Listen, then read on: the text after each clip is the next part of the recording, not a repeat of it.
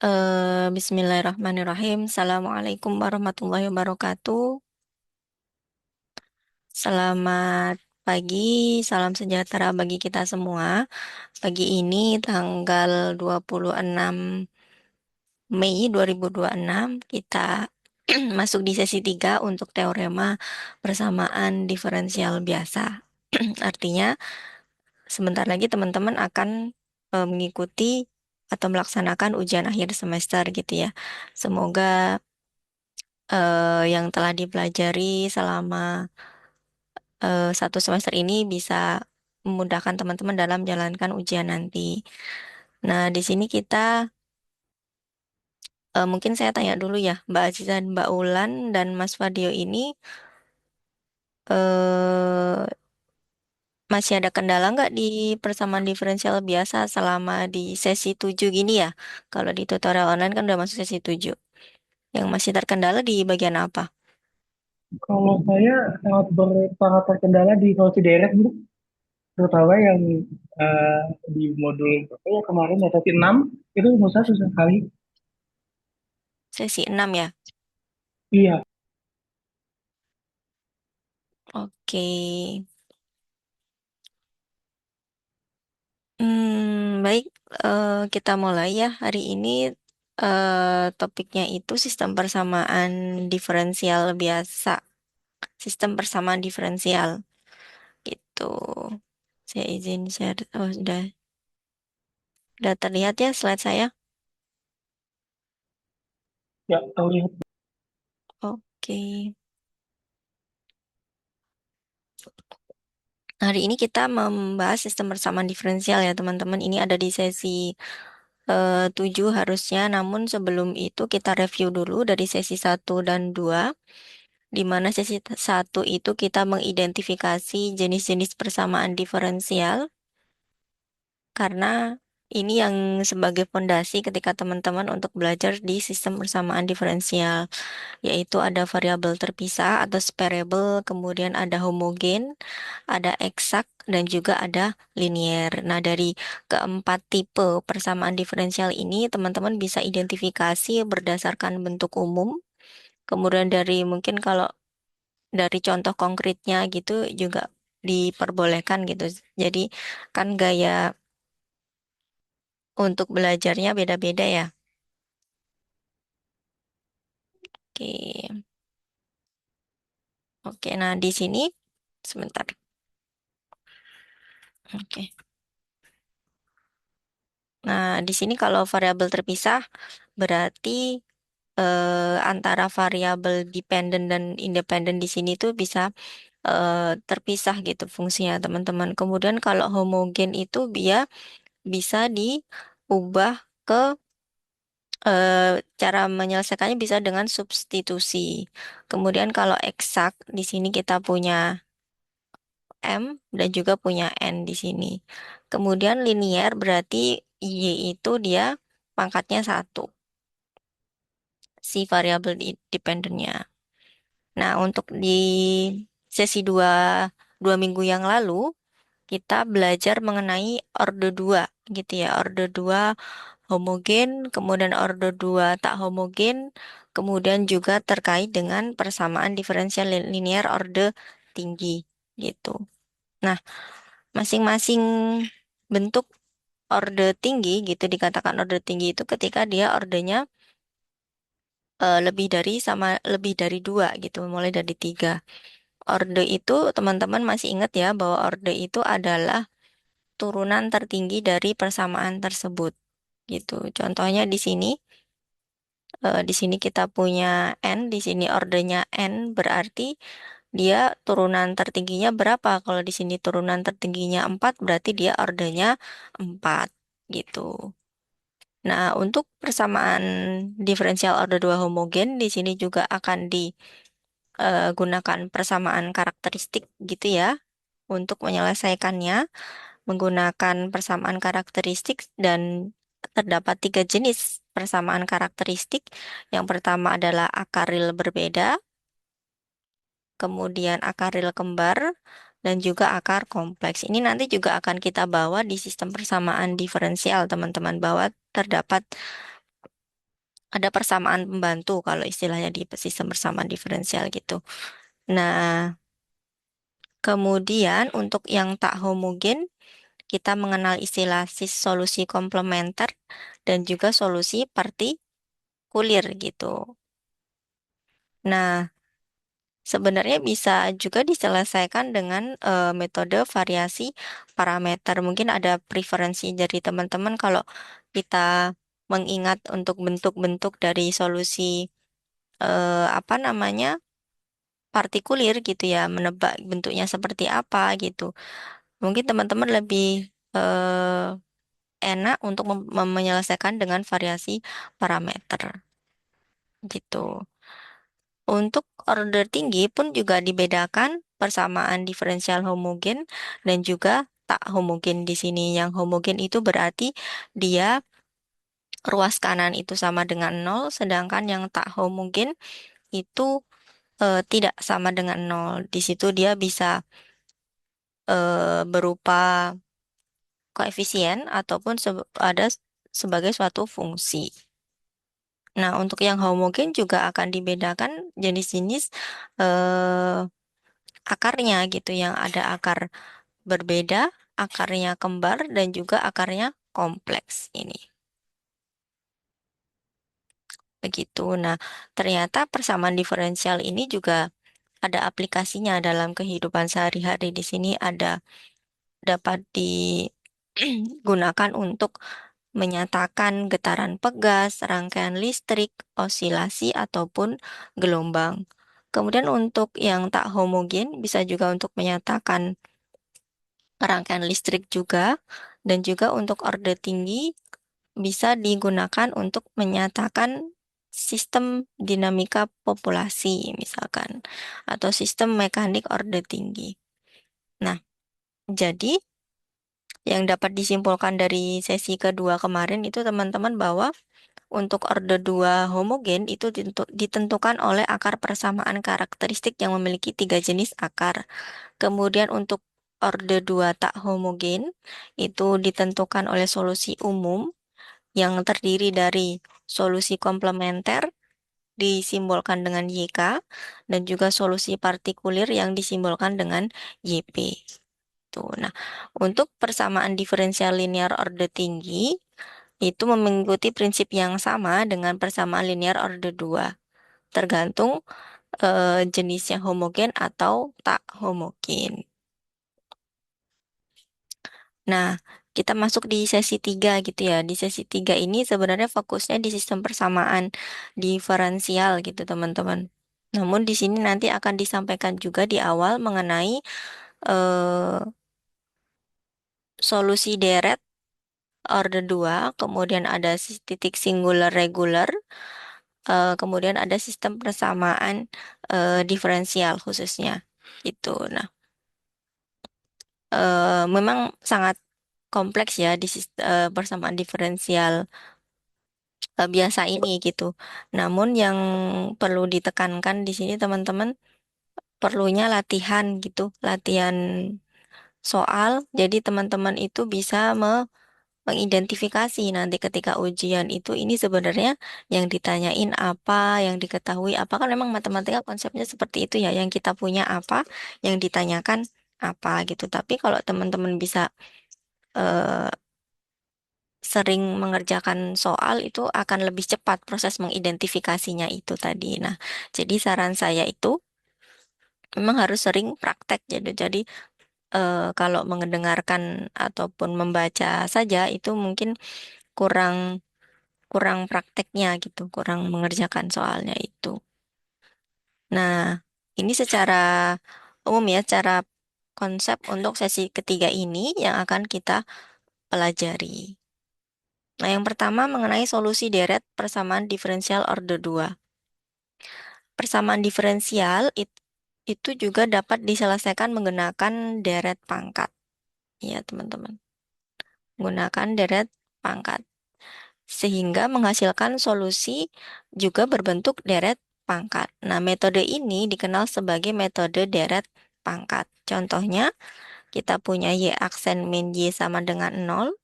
Ini kita misalkan bahwa Y itu solusi dari persamaan diferensial satu yang berupa suatu deret. Deretnya berbentuk C0, C1X, C2X kuadrat, hingga Cn X pangkat N.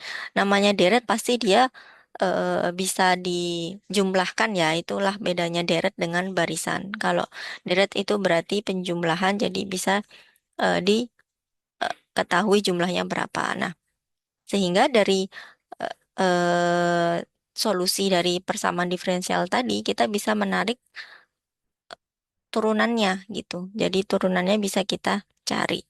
Sehingga turunannya adalah suatu deret juga, karena kan tadi si Y-nya juga berupa deret. Nah, itu salah satu simulasinya ya untuk mengubah atau mentransformasi dari persamaan diferensial ke bentuk deret. Nah, dengan memasukkan bentuk-bentuk bentuk deret dari Y dan diaksen ke dalam persamaan satu, kita mensubstitusi gitu, maka diperoleh persamaan ini ya teman-teman ya. Jadi kita masukkan Y aksennya apa, kemudian Y-nya apa sama dengan nol.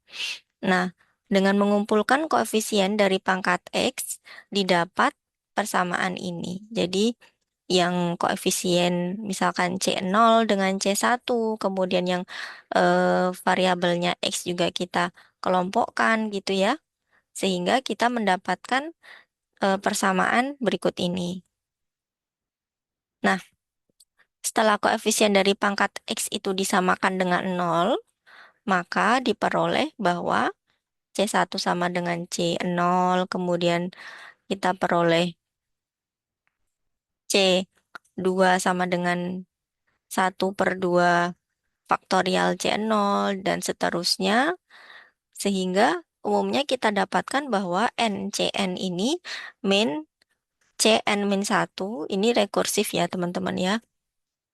Sehingga didapatkan bahwa 1/n faktorial itu kali C0 itu adalah ketika untuk mencari selisih ini. Nah, setelah itu kita memasukkan nilai-nilai dari Cn untuk n dari 1, 2, dan seterusnya ke bentuk dari yang diperoleh gitu. Nah, maka kita peroleh bahwa Y atau solusinya itu adalah Cn0 sigma n sama dengan 0 sampai tak terhingga 1/n faktorial kali X pangkat n. Dari mana ini? Ini adalah kita cari bentuk deretnya ini seperti apa gitu. Nah, ternyata deret ini teman-teman itu adalah bentuk dari eksponensial X. Sehingga solusi persamaan diferensial satu tersebut adalah Y sama dengan C0 eksponensial X. Solusi ini sesuai dengan solusi yang diperoleh pada apabila persamaan diferensial satu diselesaikan dengan metode variabel terpisah. Jadi, confirm ya ini bahwa ternyata metode deret pangkat itu ketika kita menyelesaikan suatu persamaan diferensial dengan metode deret pangkat, itu hasilnya itu sama dengan metode variabel terpisah atau separable. Begitu. Nah, selanjutnya mengenai solusi deret persamaan diferensial order 2 dengan koefisien analitik. Tuh. Nah, order 2 berarti di sini kita punya turunan tertingginya adalah 2, di mana Px dan Qx itu analitik di X sama dengan nol. Nah, titik semacam ini kita bisa sebut sebagai titik biasa atau ordinary point. Gitu. Karena Px dan Qx itu analitik di X sama dengan nol, berarti dia terdefinisi gitu ketika di X sama dengan A, maka Px dan Qx masing-masing dapat dituliskan dalam bentuk deret pangkat, teman-teman di sini. Nah, penulisan dalam deret pangkatnya seperti apa? Seperti ini, yaitu Px itu adalah deret atau summation n sama dengan 0 sampai tak terhingga dari Pn x min A pangkat n. Begitupun untuk Qn. di mana yang masing-masing itu adalah konvergen untuk X min A kurang dari R, dengan R itu adalah lebih dari nol. Nah, ini jika si persamaan diferensial order 2 linear ini mempunyai koefisien analitik. Nah, selanjutnya untuk mengenai teorema juga yang menyampaikan mengenai analitik dari persamaan diferensial, misalkan kita mempunyai persamaan diferensial order 2 dan misalkan Px dan Qx itu analitik di X sama dengan A. Sehingga terdapat solusi tunggal dari persamaan diferensial di atas saat X sama dengan A dan memenuhi syarat awal, yaitu YA sama dengan C0, kemudian juga Y aksen A sama dengan C1, dengan C0 dan C1 adalah konstanta sebarang. Jadi kalau di sini, di teorema ini ada syaratnya bahwa terdapat syarat awal gitu ya, syarat awal. Nah, selanjutnya, jika deret-deret Px dan Qx ini konvergen untuk X min A kurang dari R, dan R itu lebih dari nol, maka solusinya adalah bisa dituliskan Y sama dengan sigma N sama dengan nol sampai tak terhingga Cn X min A pangkat N ini konvergen untuk X min A kurang dari R. Nah, koefisien-koefisien untuk Cn ini ditentukan secara berurutan berturutan dengan suatu rumus rekursi. Rekursi itu gimana? Rekursi itu kalau misalkan C1 berapa, kemudian C2 itu berapa, seperti itu teman-teman. Nah, ini masuk ke contoh untuk persamaan diferensial order 2 dengan koefisien analitik. Nah, misalkan kita punya persamaan diferensial bentuknya Y double aksen plus Y sama dengan nol dengan syarat awal Y0 sama dengan satu, Y aksen nol sama dengan 2. Ini syarat awal. Nah, di sini kemudian kita identifikasi ya teman-teman. Karena kan tadi si Px itu adalah koefisien dari Y aksen, kemudian Qx itu adalah koefisien dari Y. Sehingga kita tahu bahwa Px itu adalah sama dengan nol karena kita nggak punya Y aksen di sini. Kemudian Qx itu sama dengan satu, di mana Qx itu adalah koefisien dari Y. Nah, kedua fungsi ini analitik di X sama dengan nol. Misalkan, Y sama dengan sigma N sama dengan nol Cn X pangkat N. Kemudian kita cari Y aksen, gitu ya. Kita cari Y aksen. Karena tadi kan dia analitik di X sama dengan nol sehingga kita A-nya ini adalah nol gitu, teman-teman. Ini A sama dengan nol sehingga X min nol pangkat N, sehingga kita punya X pangkat N di sini. Nah, kemudian kita turunkan si Y-nya itu. Kita turunkan seperti biasa. Kita punya sigma N sama dengan satu. Kenapa kok berubah satu? Karena kan ini tadi sudah diturunkan gitu ya. Kemudian N, Cn, X pangkat N min satu karena sudah diturunkan. Lalu kita eh, mengubah untuk indeksnya, indeks N-nya ini biar sama dengan si Y, maka kita ubah menjadi nol. Kalau ini berubah jadi nol, maka kita juga harus mengubah bentuk dari N-nya, jadi menjadi N plus satu. Karena kan kita eh, kurangkan satu ya di sini untuk nilai N-nya. Jadi kalau kita substitusi N sama dengan nol, kita dapatkan N di sini. Kalau kita substitusi N dengan satu kita dapatkan N juga. Jadi untuk ini, untuk nilai awalnya itu juga sama gitu. Nah, selanjutnya kita juga menurunkan si Y aksen itu menjadi Y double aksen. Kita turunkan menjadi N yang kita turunkan di sini. N kali N plus satu C N plus satu X pangkat N min satu. sama, kita ubah untuk indeksnya menjadi N sama dengan 0, sehingga kita mendapatkan N plus 1 kali N plus 2 Cn plus 2 X pangkat N. Sehingga kita dapat substitusi nih, teman-teman. Kita udah dapat Y double aksen gitu ya. Kita udah punya Y. Nah, kita substitusi persamaan 2 dan 1 ke persamaan diferensial ini sehingga diperoleh N plus 1, N plus 2, Cn plus 2 ditambah Cn gitu ya. Karena di sini kita punya N plus 1, N plus 2, Cn plus 2 ditambahkan dengan Cn di sini. Nah, dengan menyamakan koefisien X pangkat N dengan 0 didapatkan, karena kan ini kita nggak punya variabel X gitu ya, jadi kita anggap X sama pangkat N itu adalah 0, kita punya N plus 1, N plus 2, Cn plus 2 plus Cn itu sama dengan 0. Sehingga kita punya Cn plus 2 itu sama dengan min Cn per N plus 1 kali N plus 2. Untuk nilai N-nya adalah 0, 2, 4, dan 6. Kenapa? Karena ini nilai N-nya itu adalah si genap, bilangan genap. Nah, tadi secara rekursif kita cari untuk nilai eh, yang pertama tadi yang genap dicari dari 2, 6, 8. Kemudian untuk yang ganjil kita coba cari di sini. Kita substitusi nilai N-nya dengan 1, 3, dan 5 di sini teman-teman.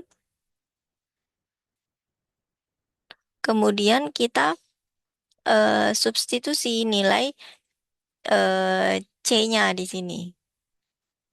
Ketika C-nya sama dengan 0, kita punya C0, kemudian C eh, 1X, kemudian C0, 2 faktorial X pangkat N, sorry, sorry. Kemudian sampai, sebenarnya di sini kita ingin sebenarnya bentuk dari deretnya itu seperti apa sih gitu. Di sini kita mau mencari itu sebenarnya.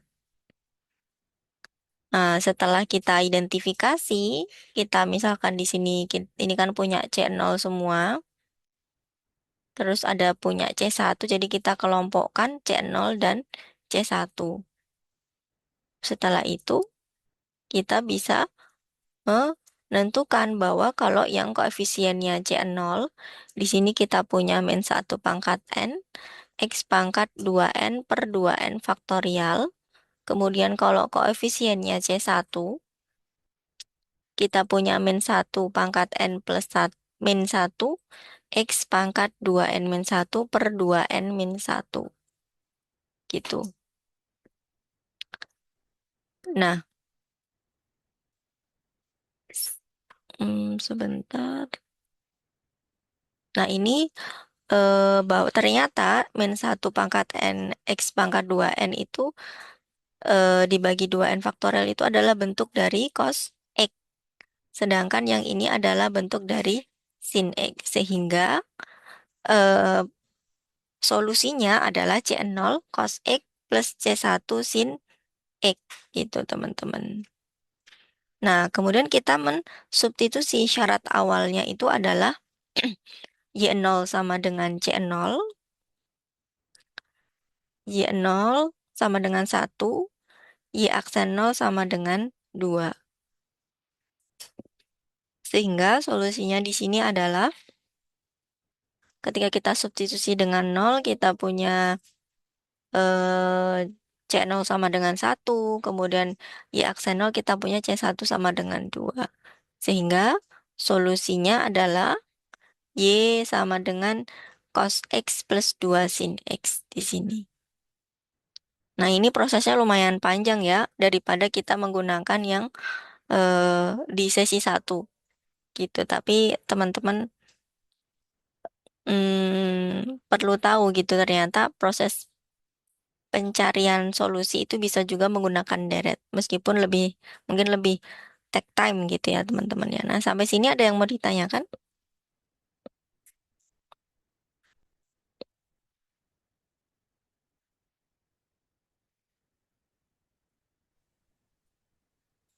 Bagi saya sudah cukup jelas, Bu. Oke, Bu, ya. maksud analitika gimana? Analitika gimana maksudnya? Gimana? Kurang jelas saya, Mbak. Maaf. Eh, kan itu analitik di X sama dengan itu cara menentukan analitik X-nya beberapa gitu gimana? Oh, maksudnya yang mana tadi ya? Sebentar. Yang ini ya, yang kenapa kok analitik di X sama dengan nol begitu ya? Iya Bu. Sebenarnya kalau analitik itu dia, aduh sebentar. Bentar, saya ambil contoh dulu.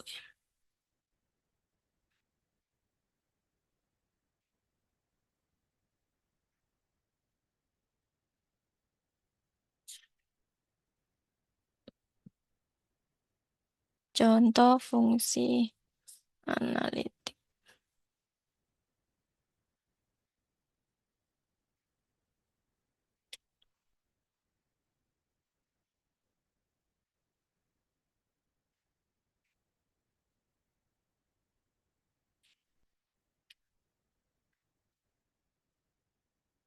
Biar saya lebih enak.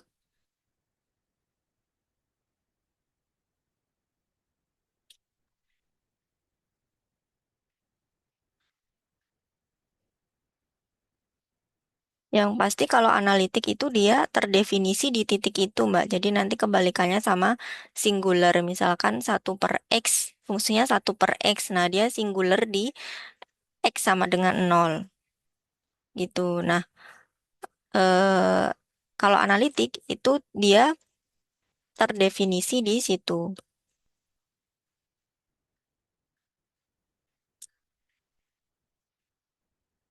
Bentar ya.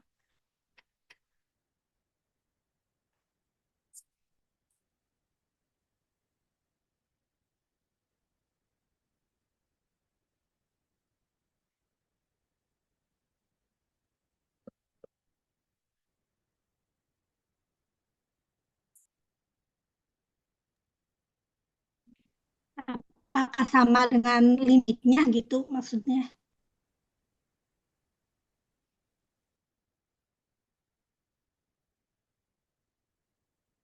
Oh, sebenarnya eh oh, saya belum share screen ya.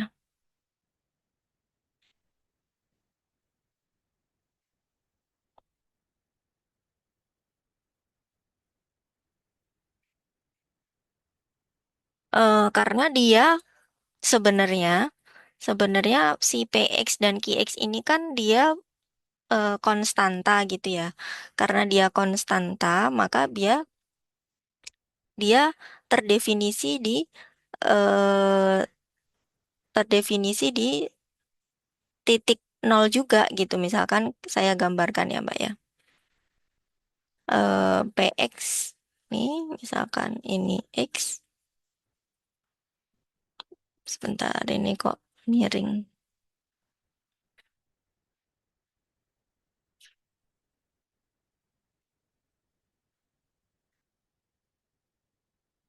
Hmm.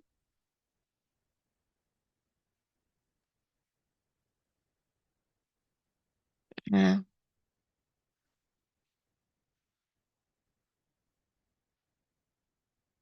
kalau dia misalkan PX sama dengan nol, berarti gambarnya gimana?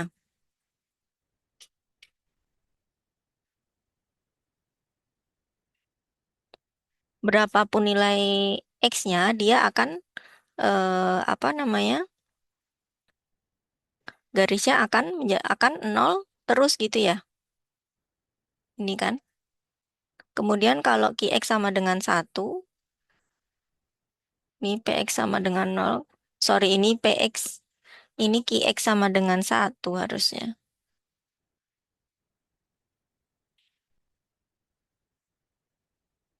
Nah, ini Qx sama dengan satu. Nah, ini Px sama dengan nol. Jadi, kenapa kok diambil nol? Sebenarnya karena keduanya itu terdefinisi juga di X sama dengan nol. Kenapa kok nggak X sama dengan satu? Ya bisa saja kalau diambil X sama dengan satu. Karena keduanya itu terdefinisi di titik tersebut. Tapi kalau misalkan si PX-nya itu seper X, dia nggak analitik di X sama dengan nol. Karena apa? Karena dia tidak terdefinisi di X sama dengan nol. Gitu. Atau kalau misalkan juga PX sama dengan satu per X min satu, misalkan, dia tidak analitik untuk X sama dengan satu. Gitu. Bisa dipahami nggak, Mbak? Oh, jadi yang tidak terdefinisi gitu ya. Tapi Iya, kalau kalau terdefinisi berarti dia X sama dengan nol.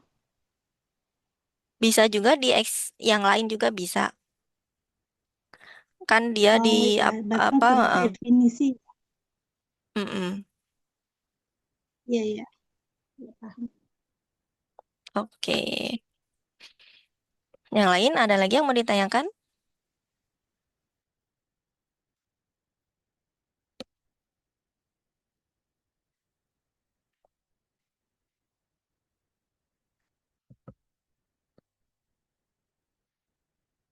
Aman? Aman, Bu. Oke, kita lanjutkan. Nah, di sini kita akan masuk ke persamaan penunjuk gitu ya. Kemarin kita mengenal persamaan karakteristik, sekarang persamaan penunjuk. Masih di persamaan diferensial order 2. Di sebelumnya kita tahu titiknya analitik di X sama dengan nol gitu. Sorry, kalau tadi analitik X sama dengan A, kalau ini analitik X sama dengan nol. Tapi jika salah satu dari PX atau QX atau keduanya bahkan itu tidak analitik di X sama dengan nol, maka titik X sama dengan itu disebut singular gitu. Nah, yang saya sebutkan tadi.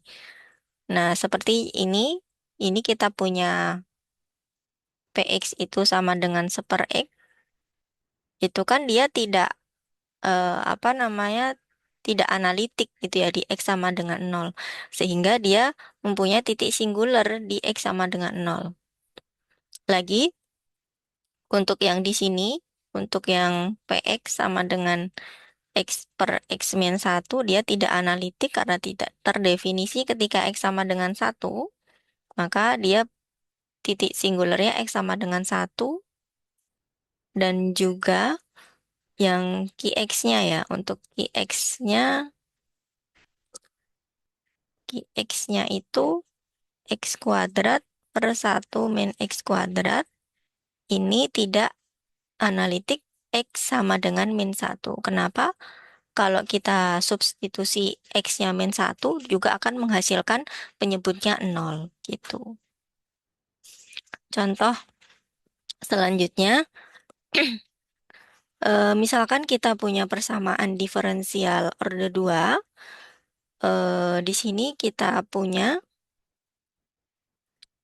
PX-nya apa? PX-nya itu adalah X di sini ya teman-teman. Tadi PX itu kan koefisien dari Y aksen, sehingga kita punya PX sama dengan X 2X plus satu, kemudian QX kita punya min satu.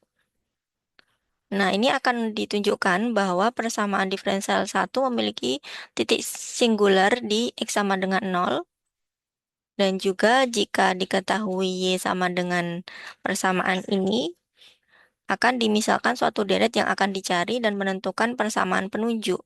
untuk persamaan diferensial tersebut berserta dengan rumus rekursi untuk koefisien Cn. Nah, ternyata ini dirubah ya bentuk persamaan diferensialnya menjadi ini. Kenapa? Karena biar sesuai dengan persamaan di awal bahwa sorry ini tadi saya langsung rubah tapi seharusnya kita bagi dulu dengan 2x kuadrat ya teman-teman. Jadi ini tidak berlaku. Nah, ternyata px-nya itu adalah x plus setengah per x gitu. Ini dikalikan dengan px di sini. Kemudian q-nya adalah min setengah per x kuadrat gitu ya sebenarnya. Nah, telah jelas bahwa kedua fungsi ini itu analitik di x sama dengan 0. Sehingga persamaan diferensial ini punya titik singular reguler di eh, ketika kita bagi gitu ya. Ini tidak analitik harusnya ya. Tidak analitik. Karena kalau kita buat seperti ini, kemudian sorry, X sama dengan min setengah per X kuadrat ini ya. Kalau kita substitusi dengan X sama dengan 0, maka dia tidak analitik. Ini harusnya tidak analitik. Maka titik singularnya adalah di X sama dengan 0. Gitu. Kita perhatikan bahwa di persamaan PX ini teman-teman, di sini kita punya XPX sama dengan X plus setengah mempunyai uraian deret pangkat berikut ini.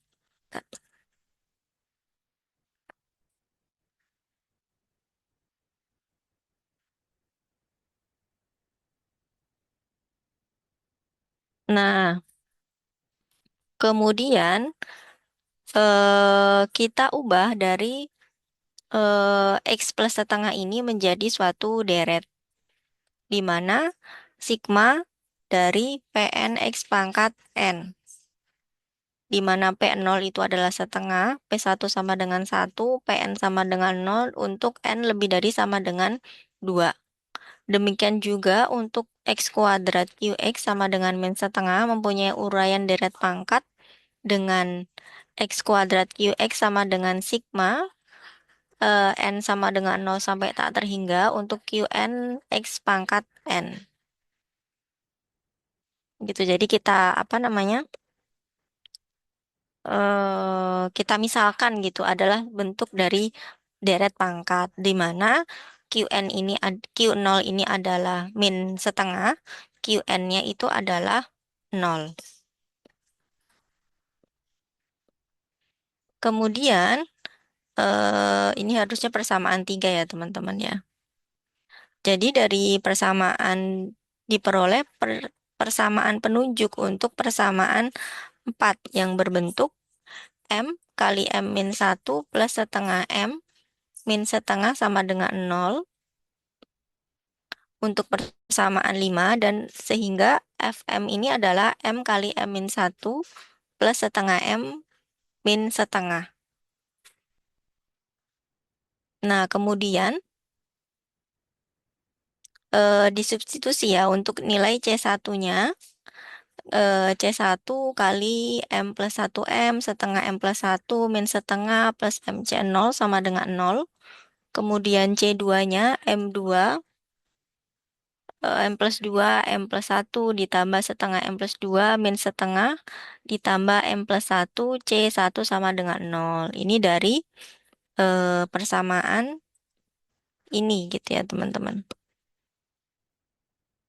Sehingga kita dapatkan bahwa CN-nya itu bentuknya seperti ini.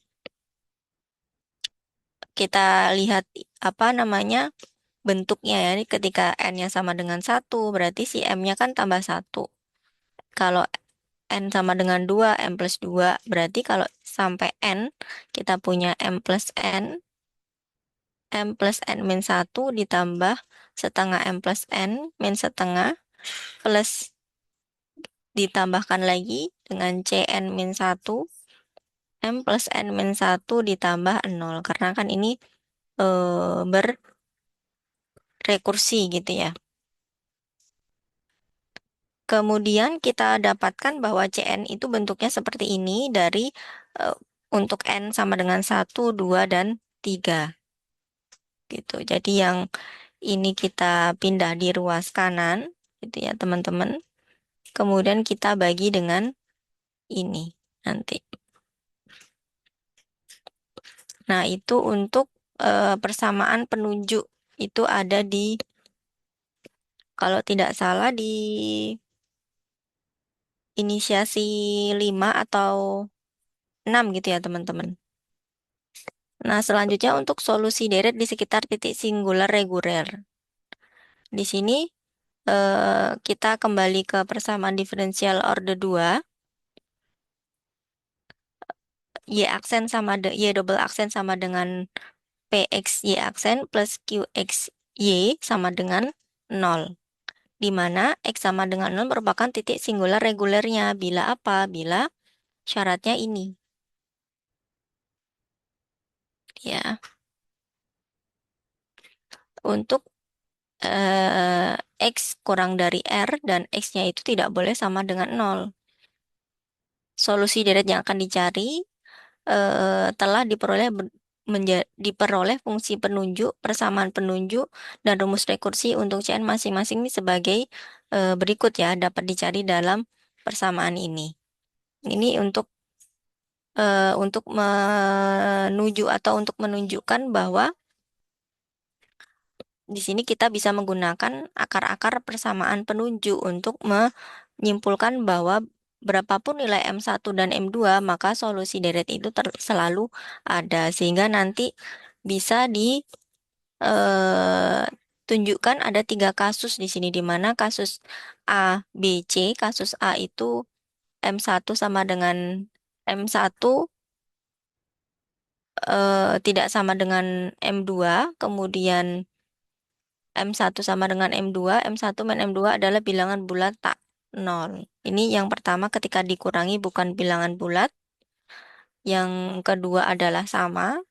Yang ketiga itu adalah bilangan bulat tak nol.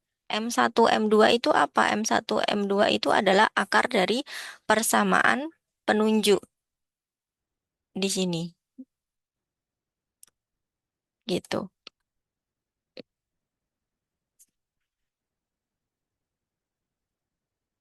Nah, yang pertama, kasus yang pertama, teman-teman.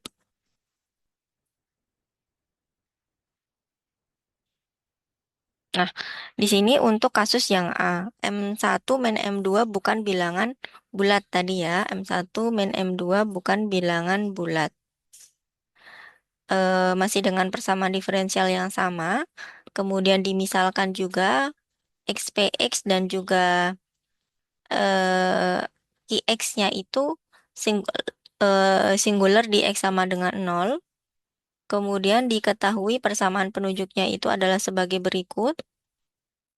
Kemudian untuk eh, jika disyaratkan bahwa M1 min M2 itu bukan bilangan bulat, maka terdapat 2 solusi deret, yaitu Y1 dan Y2 yang bebas linier. Yang bebas linier di sini bentuknya adalah Y1 seperti ini, kemudian Y2 seperti ini. Nah, koefisien-koefisien Cn1, Cn2 ini adalah koefisien dari Cn0 sama dengan 1 yang dihitung berdasarkan rumus rekursi dengan mengambil M masing-masing adalah M1 dan M2. Nah, ini berlaku untuk yang kasus B, teman-teman, di mana eh, dapat dilihat ya perbedaannya bentuk dari Y1 dan Y2. Ini kalau teman-teman masih ingat Y1 dan Y2 di sini ada lennya ini, teman-teman. Yang di kasus A tidak ada lennya. Jadi terdapat perbedaan dari bentuk atau solusi dari deret Y1 dan Y2. Karena kan tadi syaratnya yang pertama M1 min M2 itu bukan bilangan bulat. Yang kedua itu adalah M1 sama dengan M2. Nah, yang ketiga, M1 min M2 itu suatu bilangan bulat positif. Suatu bilangan bulat positif. Bentuknya seperti ini untuk solusinya. Dan Y1 dan Y2 itu bebas. Kalau yang bebas linear itu selalu sama ya, harus selalu bebas linear.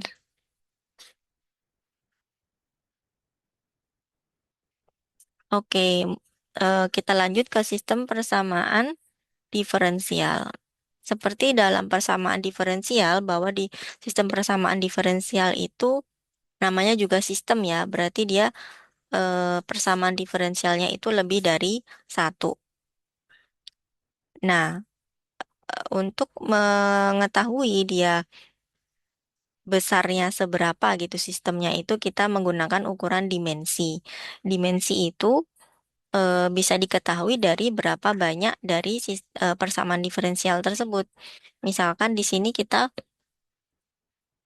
punya tiga persamaan diferensial. Maka kita sebut sistem persamaan diferensial ini memiliki dimensi tiga gitu. Dan dipastikan bahwa orde dari persamaan diferensial itu sama. Ini kan semuanya berorde satu ya teman-teman ya. Ordenya satu. Kemudian masuk ke sistem persamaan diferensial linier. Dikatakan linier apabila masing-masing Y1, Y2 sampai YN itu memiliki sifat linier. Maksudnya itu tidak ada pangkatnya gitu teman-teman untuk Y1, Y2 sampai YN-nya. Contohnya ini yang tidak linier ya, karena dia memiliki pangkat 2, maka dia tidak linier. Sedangkan kalau kita lihat di contoh ini, Y-nya itu memiliki pangkat 1, maka disebut sebagai sistem persamaan diferensial linier. Kalau yang ini bukan. Bisa dibedakan ya antara sistem persamaan diferensial dengan sistem persamaan diferensial linier. Nah, selanjutnya, sistem persamaan diferensial linier dikatakan homogen apabila terdapat G I X itunya sama dengan 0 dan dikatakan tak homogen apabila paling sedikit ada satu G I X-nya itu sama dengan 0.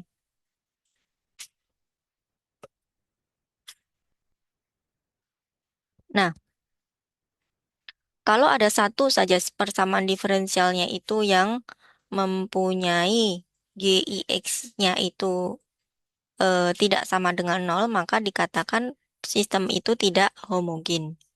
Kalau kita identifikasi di sini tidak ada konstanta atau fungsi yang tidak memiliki variabel dari y-nya gitu. Jadi di sini semuanya sama dengan 0 gitu. Sama dengan 0 karena kan tadi dari awal ini ya G kita perhatikan di sini itu untuk menentukan homogen atau tidak. Kalau ada satu GN-nya sama dengan 0, ada satu, maka dia tidak homogen. Nah, contohnya yang ke ini, teman-teman, contoh selanjutnya. Di sini kita punya G1X-nya itu sama dengan X.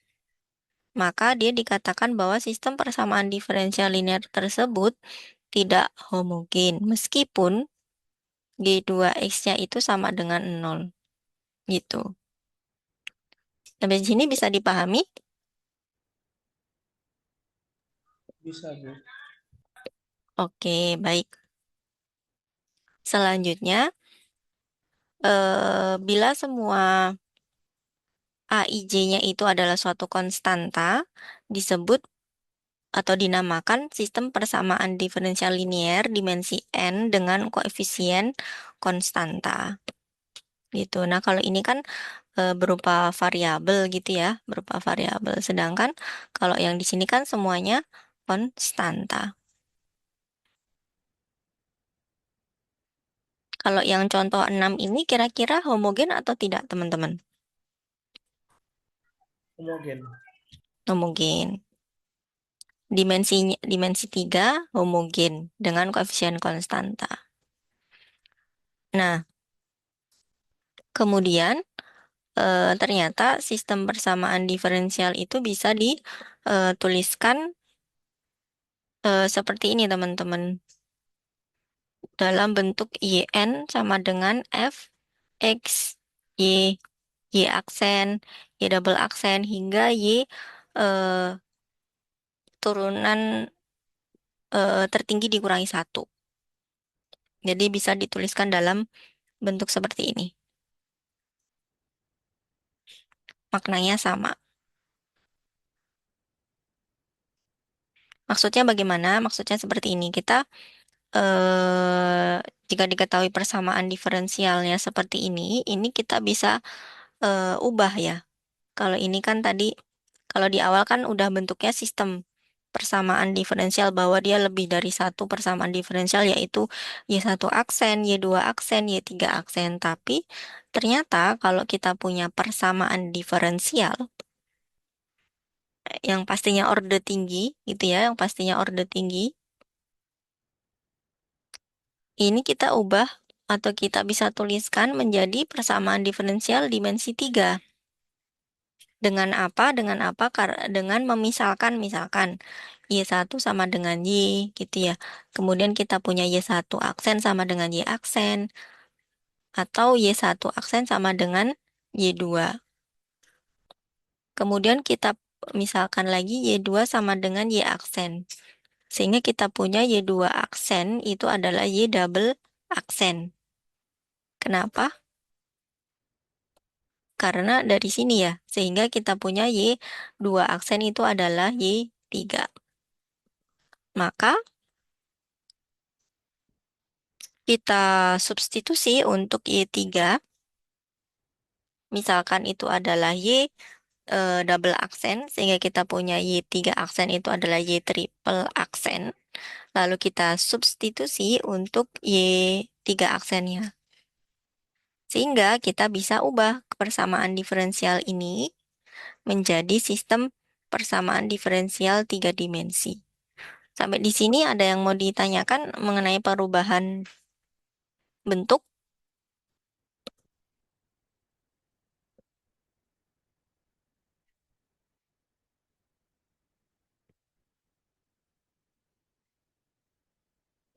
Bisa ya? Oke, kita lanjutkan untuk mencari solusi dari sistem persamaan diferensial, teman-teman. Karena kan di sini kita di persamaan diferensial biasa ini tuh sebenarnya kita mencari solusi, mau bentuknya seperti apa, kita diminta untuk mencari solusi. Nah, contohnya kalau kita punya sistem persamaan diferensial pada selang I gitu, yang didefinisikan bahwa Y1 aksen sampai Y2 aksen itu ada atau terdefinisi pada suatu selang, sehingga kita memiliki fungsi Y1 sampai Yn itu adalah solusi dari sistem persamaan diferensial itu ya. Karena kan kita punya sistem, di sistem itu ada persamaan diferensial Y1 aksen sampai Y aksen. YN aksen. Maka karena itu sistemnya terdefinisi, pastinya kita punya dong solusi dari sistem persamaan diferensial itu. Y1 aksen, solusinya berarti relate sama Y1, Y2 aksen relate dengan Y2, dan seterusnya sampai YN. Nah, pertanyaannya bagaimana kita menentukan solusi dari sistem persamaan diferensial itu pada selang L yang memenuhi suatu syarat awal, initial value gitu ya. masuk ke atau masalah.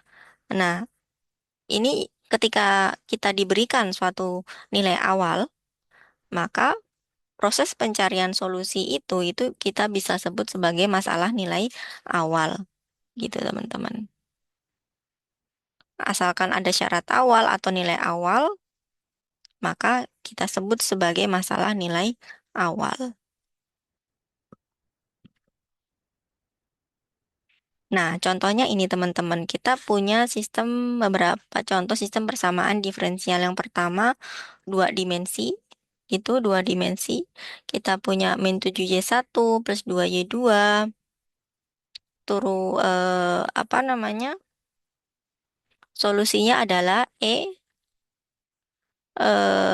eksponensial min X ditambah eksponensial X.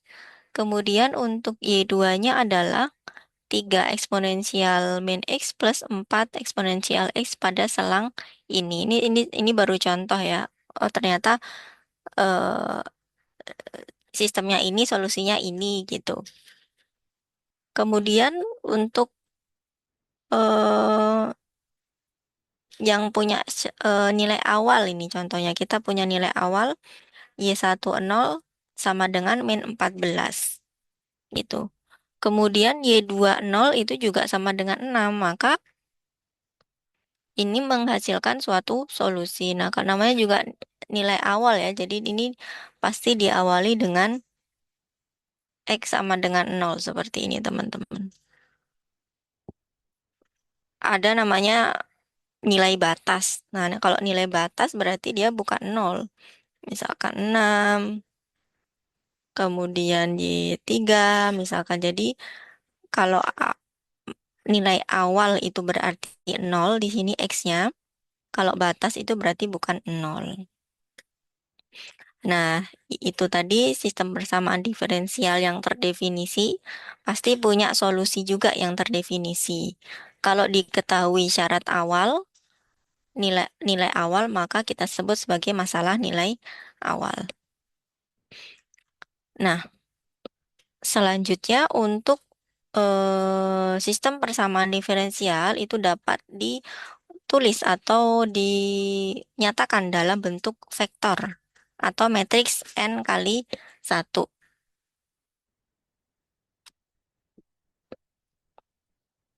Nah, sistem persamaan diferensial satu ini dapat dituliskan dalam bentuk matriks seperti ini, teman-teman.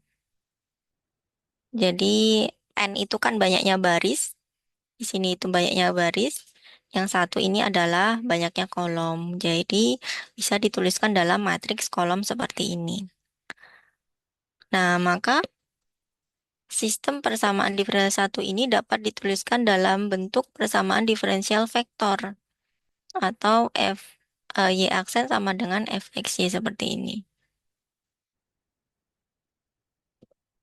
Di mana A11, A12 sampai ANN ini adalah koefisien gitu ya. Kemudian G1 ini adalah yang di ruas kanan. Itu kan biasanya kita punya DY DX gitu ya. AY aksen ditambah A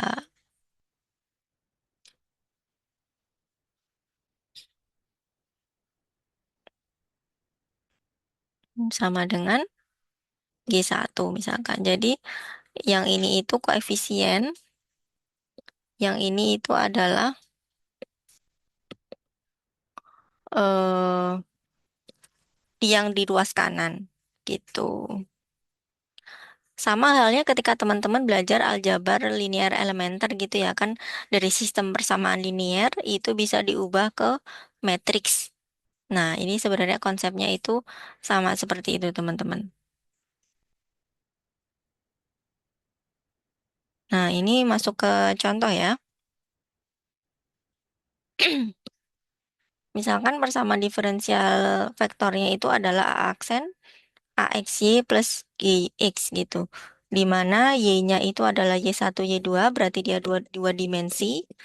Kemudian AX-nya itu adalah X, X pangkat 3, 2, 4X, dan GX-nya itu adalah X dan sin X.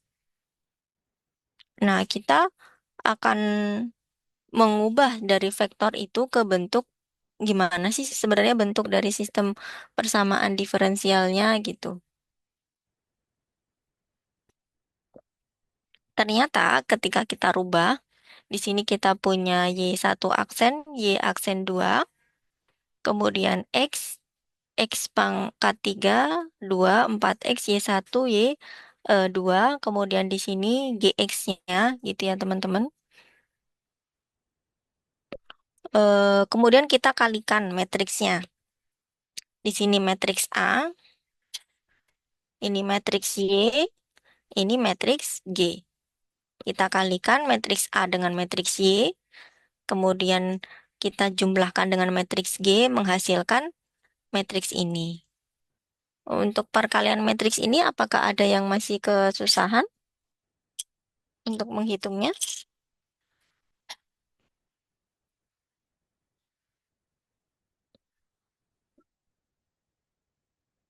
Bisa?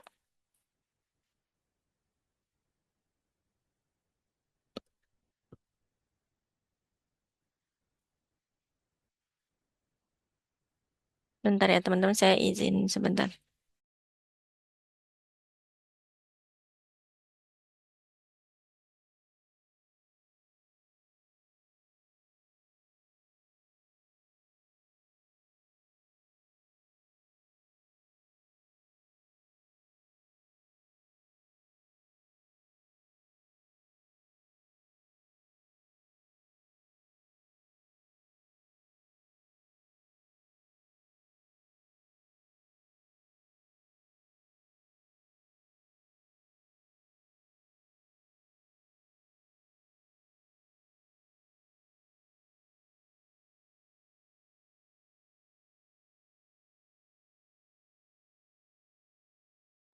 Oke, kita lanjutkan. Di sini perkalian matriks ya, teman-teman ya. Kita punya matriks A, matriks Y ditambah matriks G.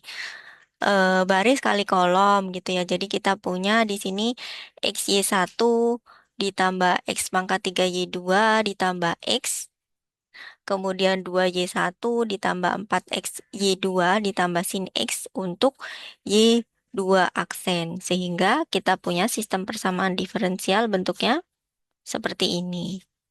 Sampai di sini ada yang mau ditanyakan?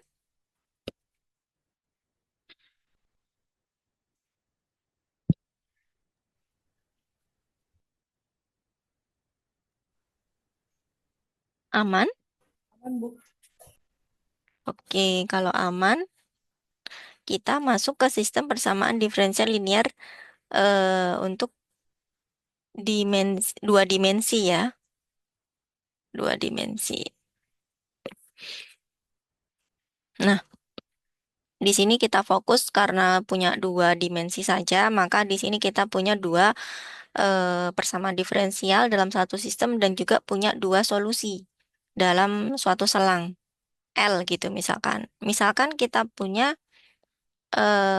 X sama dengan X1T, kemudian Y sama dengan Y1T, X sama dengan X2T, Y sama dengan Y2T adalah solusi dari sistem persamaan diferensial. Sehingga bisa dituliskan seperti ini.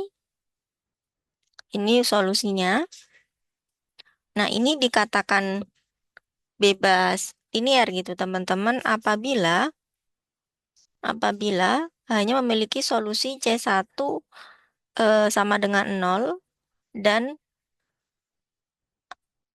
C2 sama dengan 0. Atau juga bisa dicari berdasarkan nilai determinannya. Nilai determinannya itu tidak sama dengan 0 di sini. Itu untuk mengetahui bebas linier.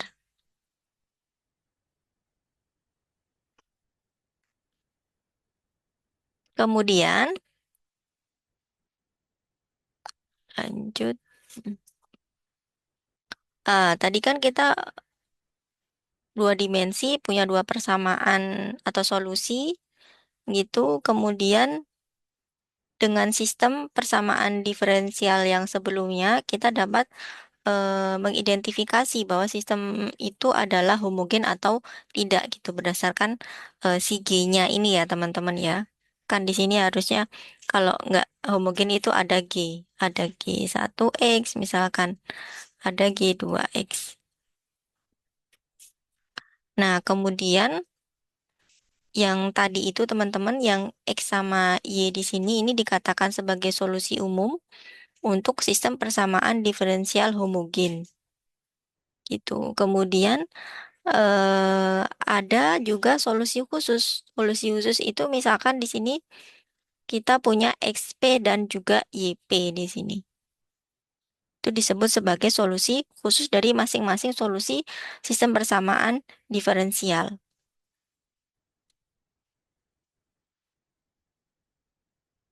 Kemudian ini sebagai contoh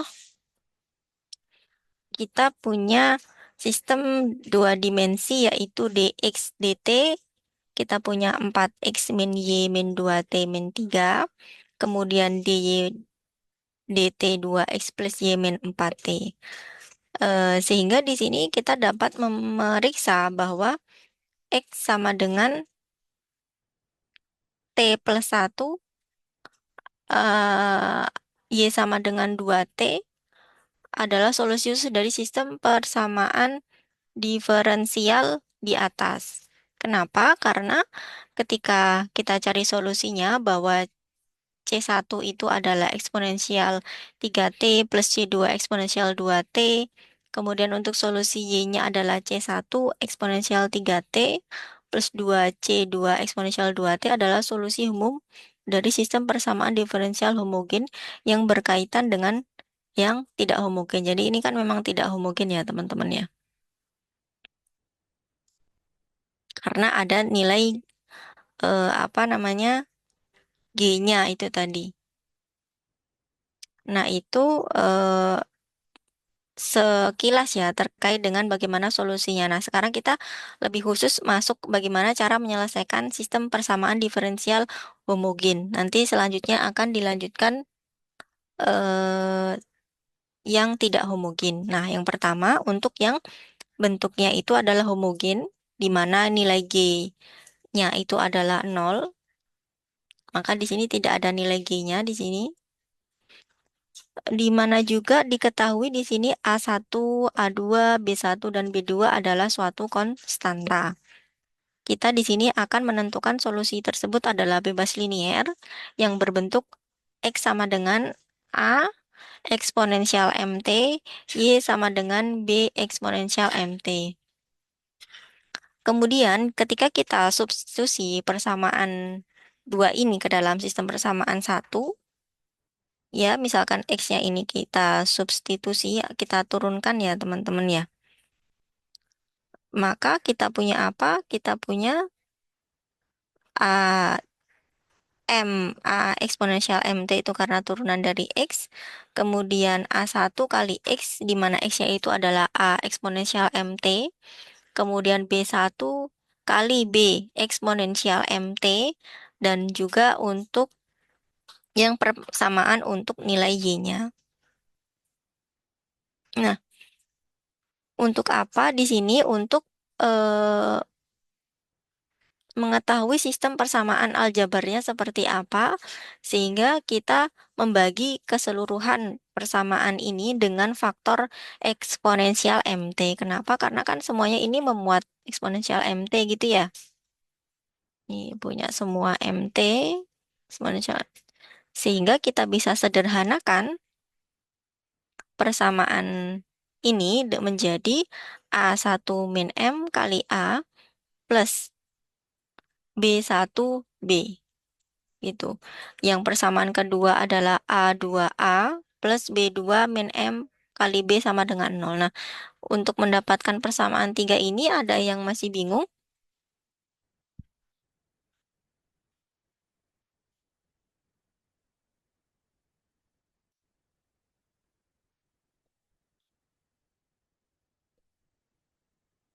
Aman? Kalau aman kita lanjut. Ibu, Tadi kita ya, saya agak bingung sih sebenarnya dapetnya dari gimana Mas? Ya, saya masih agak bingung Bu, yang persamaan tiga itu. Oh, masih bingung ya? Baik. Iya, dari yang persamaan satu saya agak bingung sih ke persamaan duanya itu. Oh, kalau ini kan memang dari itu ya, dari yang sesi Oh, satu ya, bentuknya kan oh eksponensial, iya, ya kan? Kalau ke dari satu ke dua ini memang dari apa? Sesi satu dulu kita. variabel ya. Heeh, separable. Kemudian untuk dari persamaan ini kita kan membagi keseluruhan persamaan dengan eksponensial MT ini, maka kita punya apa? Kita punya M kali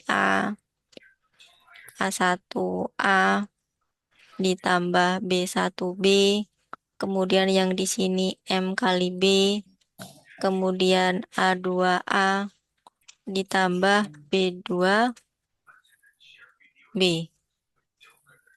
Kemudian yang ini kita kelompokkan yang punya variabel A hingga kita punya M-1. Oh, sorry. Kita ubah ke ruas kanan.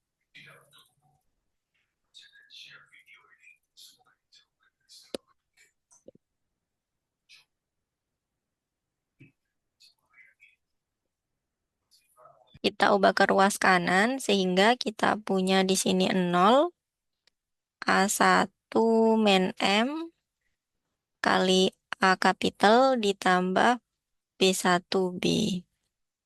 Kemudian A2A ditambah B2 min M kali B capital. Nah, ini untuk dapat menentukan persamaan tiga. Bisa dipahami, Mas Fadio? Bisa Bu, terima kasih. Oke, kita lanjut. Nah, tadi kan kita sudah membagi dengan faktor eksponensial MT sehingga diperoleh persamaan tiga ini, teman-teman. Kemudian dengan A dan B itu variabel yang kita tidak ketahui gitu ya. Nah, untuk eh, kita dapat mengetahui si A dan B itu akan mempunyai solusi untuk A dan B yang semuanya itu tidak nol apabila determinannya itu sama dengan nol.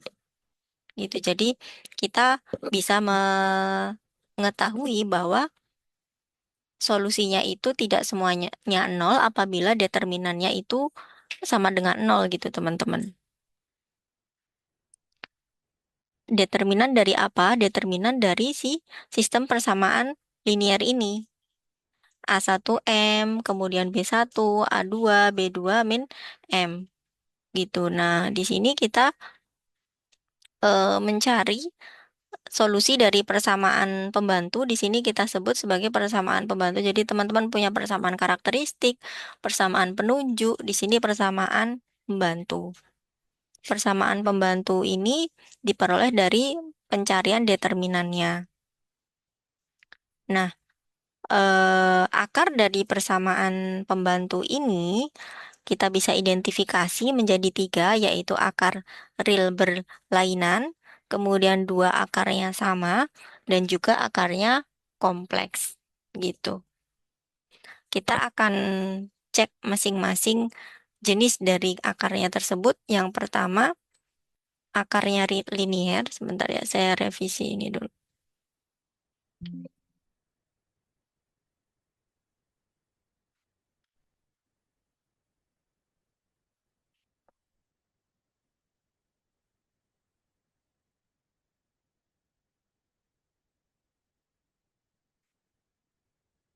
Mumpung ingat.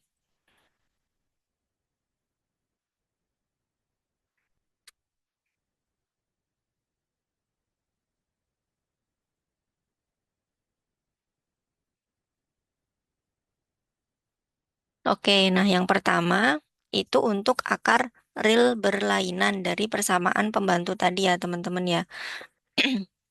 Untuk nilai persamaan atau persamaan pembantu tadi kan coba saya cek. Bentuknya kan ini ya M kuadrat min A1 plus B2M plus A1 B2 min A2 B1.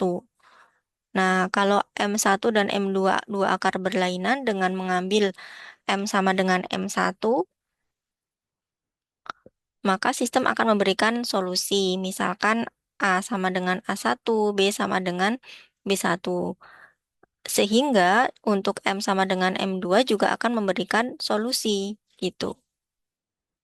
Nah, solusinya apa? Solusinya itu adalah X sama dengan A1 eksponensial M1T, Y sama dengan B1 eksponensial M1T, dan X untuk yang A2 eksponensial M2T, Y sama dengan B2 eksponensial M2T merupakan dua solusi yang bebas linier, sehingga didapatkan solusi umumnya adalah bentuknya seperti ini, teman-teman.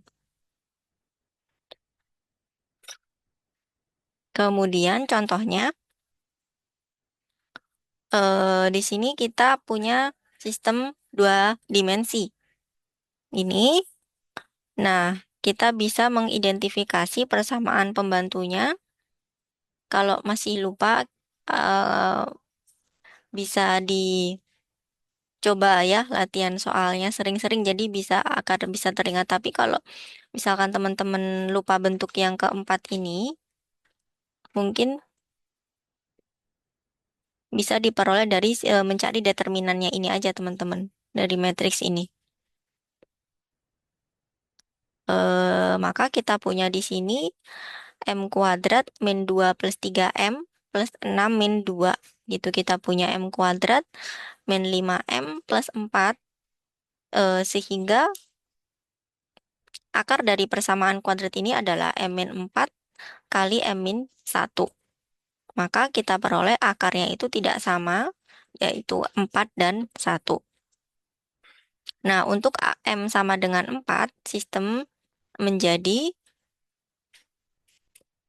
2 min 4A plus B sama dengan 0. Kalau yang kedua adalah 2A plus 3 min 4B sama dengan 0. Atau min 2A plus B sama dengan 0, kemudian 2A min B sama dengan 0. Sehingga solusinya adalah A1 sama dengan 1, kemudian B1 sama dengan 2. Berdasarkan eh, ini tadi ya teman-teman ya.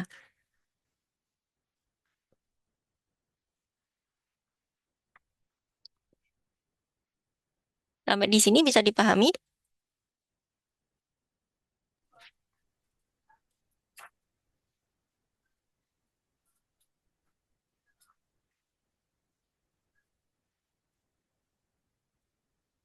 Ya, bisa Bu. Oke.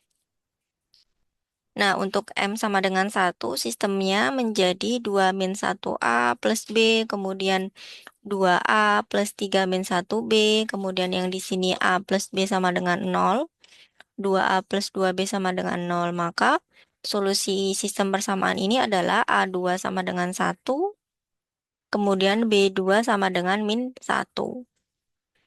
Sehingga di sini kita punya eksponensial 4T, untuk X-nya itu adalah eksponensial 4T dan juga eksponensial T. Y-nya adalah 2 eksponensial 4T dan juga Y sama dengan eksponen eksponensial T. Jadi kan soalnya ini A-nya 1, B1-nya 2. Jadi solusi umumnya adalah berupa kombinasi linear ya dari eh, untuk X1 dan X2 di sini. Nah, itu adalah contoh untuk akar real berlainan, teman-teman. Selanjutnya, untuk sistem persamaan diferensial homogen yang akarnya sama. Bentuknya seperti apa? Ya? Mohon maaf, saya mau nanya Bu, yang tadi Mm-mm. itu kan solusi umumnya harusnya yang X itu C1 A1 itu ya ditambah C2 A2. A2-nya bukannya yang A2-nya yang mana sih Bu? Saya agak lupa. A2-nya ini kan? Oh, ngambilnya dari situ, bukan dari Iya, matriks betul. D yang udah dipecahin lagi ya Bu? Bukan ya, ngambilnya langsung dari yang... Iya, dari sini. Ini kan si A1. Oh, oh iya. Oke, baik ya. Masih Bu. Oke.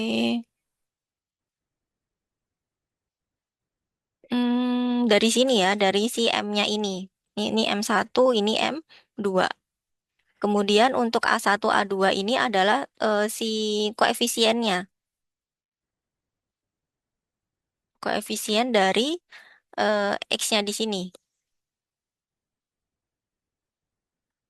Karena di sini kan M1-nya itu 4, maka berdasarkan solusi yang separable itu berarti dia eksponensial 4T gitu. Kalau M2-nya 1 berarti eksponensial T gitu. Nah, A1 dan A1 dan A2 ini itu adalah untuk koefisiennya, koefisien dari si X-nya ini. Ini kan 1, koefisiennya ini juga 1. Kemudian B1 itu kan 2, berarti di sini koefisiennya 2. Kemudian B2 adalah min 1, maka koefisiennya di sini adalah min 1. Kemudian untuk solusi umumnya berarti tinggal dikombinasikan C1 eksponensial 4T ditambah C2 eksponensial T. Gitu. Bisa dipahami, Mas Fadio? Ya, bisa Bu. Terima kasih. Oke, kita lanjutkan untuk persamaan diferensial homogen untuk akarnya sama gitu ya.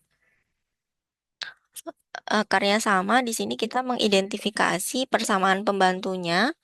Persamaan pembantunya apa? Di sini kita punya M kuadrat min 2M plus 1 sama dengan M min 1 kuadrat sama dengan 0. Sehingga kita punya di sini akarnya sama yaitu 1. Akarnya sama yaitu 1 sehingga kita menyelesaikan sistemnya menjadi 2A min 4B sama dengan 0.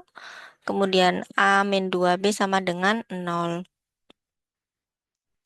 Maka kita bisa menyelesaikan sistem ini adalah A-nya sama dengan 2, B-nya sama dengan 1. Nah, karena tadi M-nya sama-sama 1, berarti di sini 2 eksponensial T, yang di sini eksponensial T, gitu. Nah, itu untuk akarnya sama, gitu. Di sini bisa dipahami, teman-teman?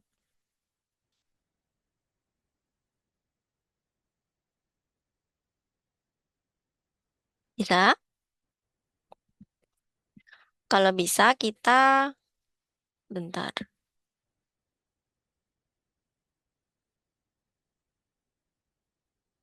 Oh, ini sepertinya saya kebalik ya. Jadi contoh dulu baru materinya sebentar ya.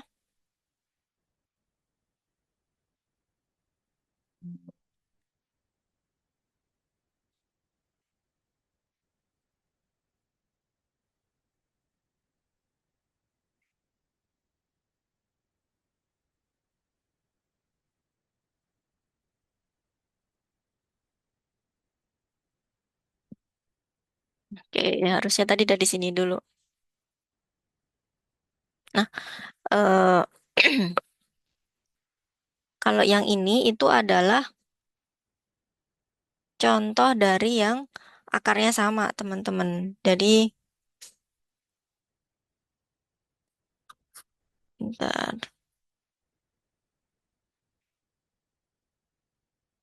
Misalkan kita punya A2 plus A3T eksponensial T, B2 plus B3T eksponensial T. Dengan mensubstitusikan ini ke dalam persamaan diferensial 5, maka kita peroleh ini. Kemudian kita bagi dengan eksponensial T ini, semuanya karena kan memuat ya. Sehingga kita dapatkan 2A3 min 4B3T. Kemudian kita eh, menyamakan koefisien dari T-nya sehingga diperoleh bahwa 2A3 min 4B3 itu sama dengan 0, A3 min 2B3 itu juga sama dengan 0. Maka karena ini yang di ruas kanan sama dengan 0 gitu ya, sehingga di sini sama dengan 0 semua gitu teman-teman. Nah, Dari persamaan tersebut, kita dapat menentukan bahwa A3 sama dengan 2, kemudian B3 sama dengan 1.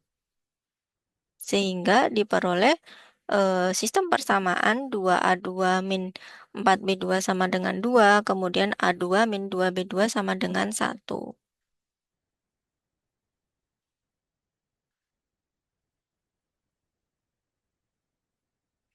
Oke. Nah, ini adalah solusi dari sistem persamaan tersebut ketika diketahui A2 sama dengan 1 dan juga B2 sama dengan 0 gitu. Jadi solusi yang kedua adalah 1 plus 2T eksponensial T, karena kan di sini tadi akarnya sama gitu. Untuk yang A1, 1, B2-nya 0. Itu untuk dua akar yang sama. Selanjutnya untuk yang akarnya kompleks, teman-teman. Ini seperti mirip dengan ketika kita menyelesaikan yang orde ini ya, orde 1 ataupun orde 2 ataupun orde 3 kan juga diidentifikasi ya untuk persamaannya, persamaan dengan akar yang sama, akar berbeda, dan akar-akar kompleks. Oke, untuk sekarang misalkan kita punya M12 itu adalah alfa plus minus beta I merupakan akar-akar kompleks dari persamaan pembantu yang tadi, di mana M1 itu adalah alfa plus beta I merupakan sistem persamaan dengan koefisien kompleks yang kita misalkan solusinya itu adalah A, A1 sama dengan A11 plus A12I, dan B sama dengan B11 plus B12I. Maka solusinya di sini kita punya A1 eksponensial alfa plus beta IT, Y-nya adalah B1 eksponensial alfa beta 1 BI T gitu ya. Kemudian di sini kita ganti nilai A1-nya dengan A11 ini tadi. Nah, ini atau juga bisa dijabarkan gitu ya, dikalikan ini masing-masing suku, kita kalikan, menghasilkan persamaan berikut ini. Kemudian ini akan memberikan solusi realnya, teman-teman. Gitu. Dari persamaan 6 dan 7. Nah, sehingga dapat disimpulkan bahwa solusi umumnya adalah berikut ini. Cukup panjang gitu ya. Cukup panjang namun sebenarnya angkanya itu-itu aja, cuma kan harus dibentuk ke dalam solusi yang bentuknya kompleks ini, teman-teman.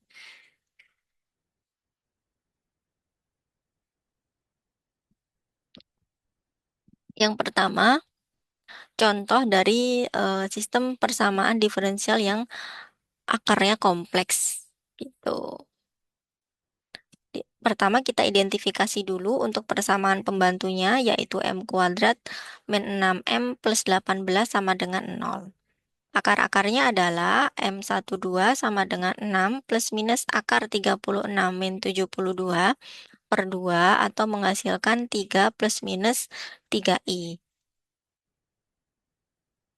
Untuk M1 sama dengan 3 plus 3I, sistemnya menjadi 1 min 3I kali A min 2B 5A plus minus 1 minus 3I plus B. Sehingga kita bisa menentukan bahwa A1-nya itu adalah 1, kemudian B satunya itu adalah setengah kali 1 min 3I.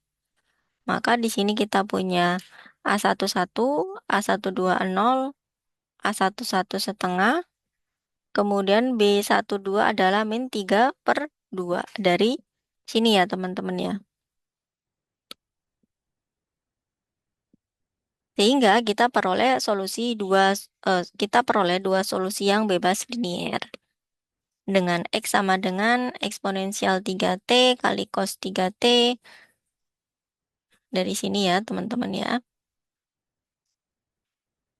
Sini kan kita udah tahu tadi A1, 2, A11, B11, dan juga B12. Kita tinggal substitusi ke persamaan yang menjadi solusi umum ini.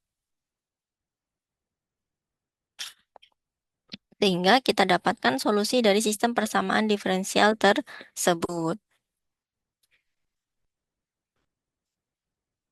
Nah, sampai di sini dari persamaan diferensial homogen ada yang mau ditanyakan?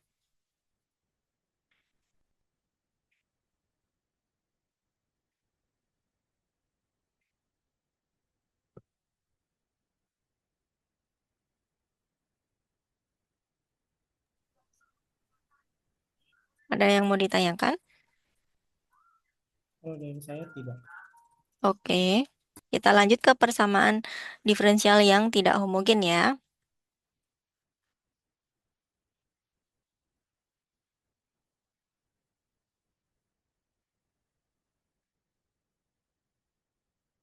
Nah, untuk yang tidak homogen, kita mempunyai suatu eh, bentuk ya dari di sini F1T. Kalau tadi kita mengenal G1T, G2T gitu ya teman-teman. Nah, ini unsur yang menyebabkan dia tidak homogen.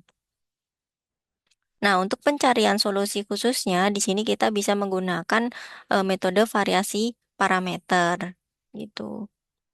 Misalkan eh, X sama dengan X1T, Y sama dengan Y1T, dan X sama dengan X2T, Y sama dengan Y2T. Itu merupakan solusi yang bebas linear dari persamaan diferensial homogen ya. Ini untuk yang homogen.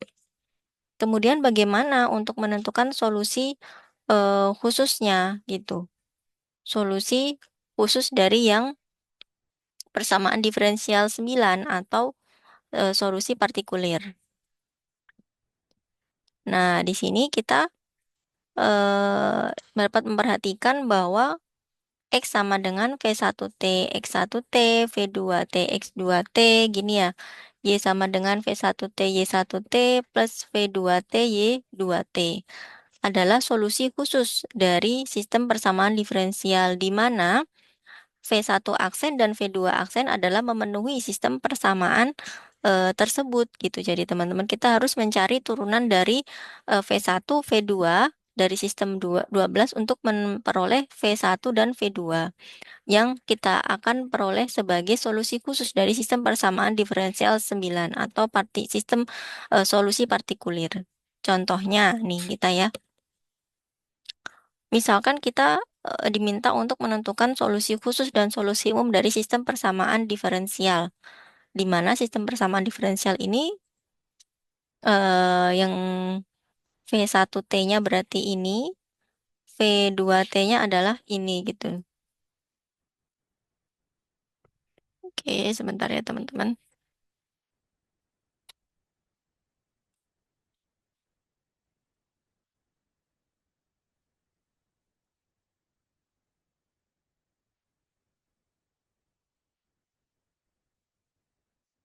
Kemudian di sini kita perhatikan bahwa YX atau solusi yang pertama itu adalah eksponensial 4T, kemudian Y-nya adalah 2 eksponensial 4T, kemudian X-nya yang kedua adalah eksponensial T, dan Y-nya adalah min eksponensial T, yang dimana keduanya solusi tersebut adalah bebas linier untuk sistem persamaan diferensial yang homogen. Kemudian teman-teman, kita akan menentukan bahwa V1 dan V2-nya itu adalah solusi khususnya itu berapa. Nah, kita substitusi V1T eksponensial 4T ditambah V2 eksponensial T, kemudian untuk solusi Y-nya adalah 2V1 eksponensial 4T dikurang V2 eksponensial T. Nah, kita akan menentukan V1 aksen dan V2 aksen itu dicari dari sistem persamaan dari 12. Nah, kita turunkan gitu ya teman-teman dari persamaan 12 ini tadi yang di sini.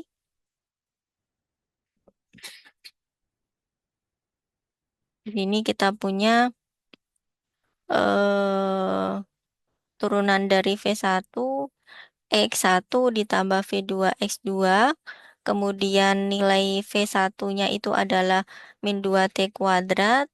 V1 Y1, V1 aksen Y1 plus V2 aksen Y2 sama dengan min 2T kuadrat min 6T plus 2.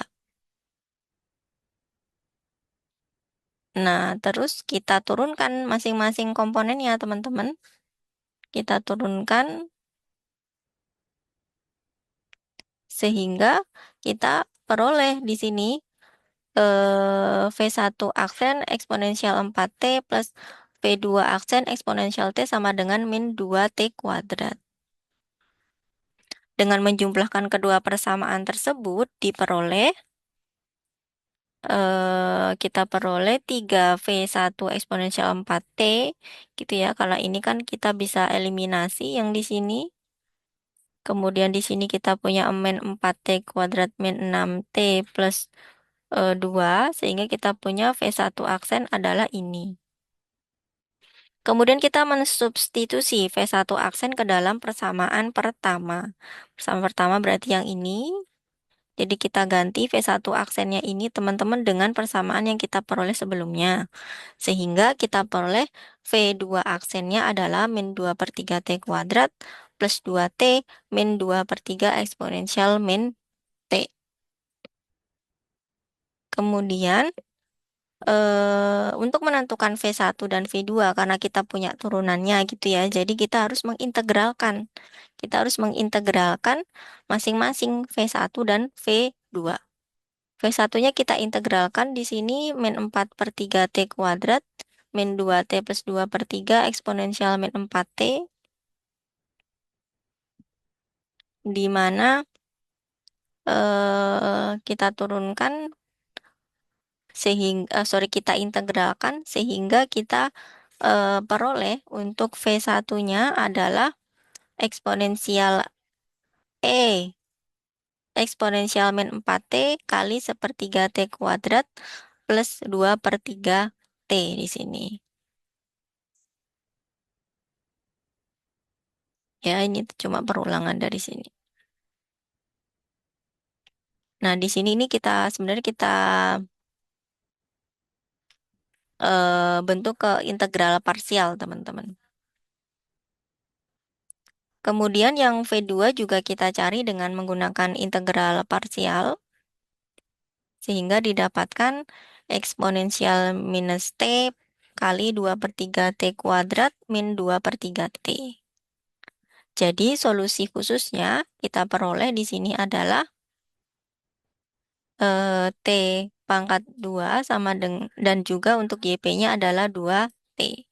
Sehingga untuk solusi umum dari sistem persamaan diferensial tersebut adalah jumlahan dari solusi khusus untuk persamaan diferensial homogen dan juga solusi khusus untuk sistem persamaan diferensial yang tak homogen menghasilkan berikut ini. Nah, begitu teman-teman cerita untuk sistem persamaan diferensial yang tak homogen. Ada yang mau ditanyakan?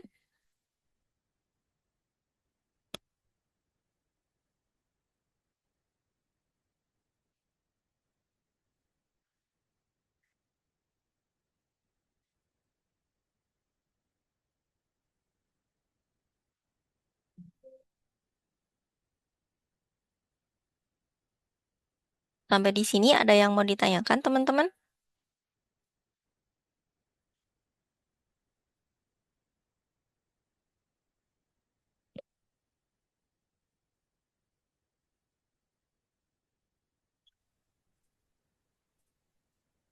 Saya sambil share ini ya, link absen ya, teman-teman. Mbak Bu, tadi saya keluar sinyalnya jelek. Yang slide yang sebelumnya Bu, yang bisa minta tolong diulangi yang di itu dilihat yang slide yang 59. Oke, sebentar ya.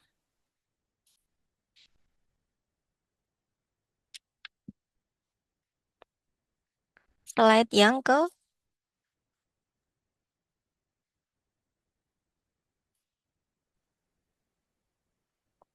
59.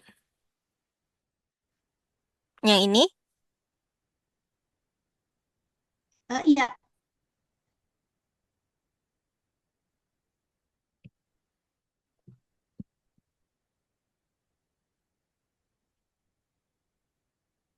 Oke.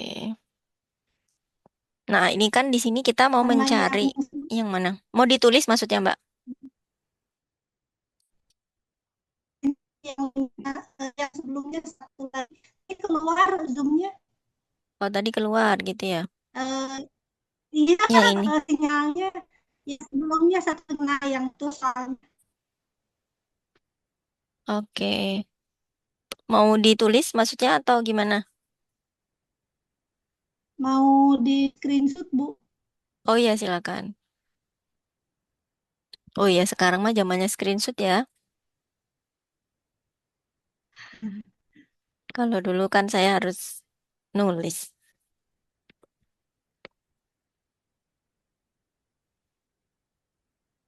Kalau jadwal ujiannya udah keluar belum, teman-teman? Sudah, Ibu. Sudah ya? Mulai tanggal berapa ujiannya? Saya tanggal 28. 28 Juni. Iya, 28 Juni. Oh, masih lama. Iya, Bu, lama banget.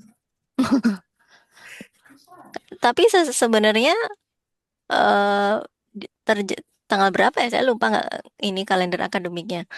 Tanggal karena kan Tuton terakhir minggu depan ya. Iya. Biasanya habis Tuton langsung bisa ini ujian ya. Atau apa? Ini tatap muka. Oh, UO, Bu. Oh, oh. Enakan mana dengan tatap muka, teman-teman? UO, soalnya nggak perlu bulet-buletin. Oh gitu. Lah kan kalau matematika kan nggak bulet-buletin. Tapi kalau yang UTM tetap bulet-buletin, Bu, yang gandanya.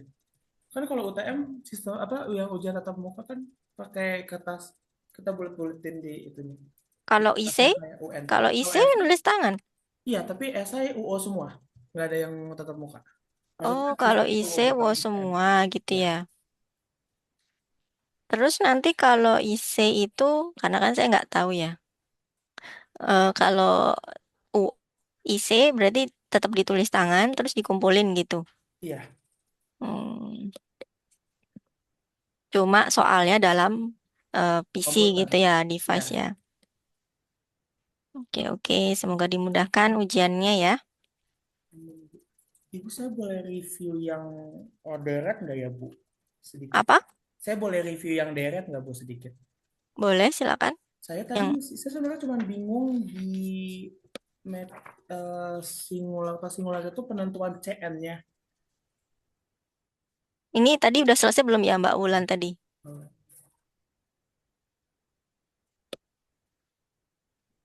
Mbak Wulan atau Mbak siapa tadi ya? Iya, Kaulan. Kak Wulan sudah selesai screenshotnya? Udah. Oh, sudah. Oke.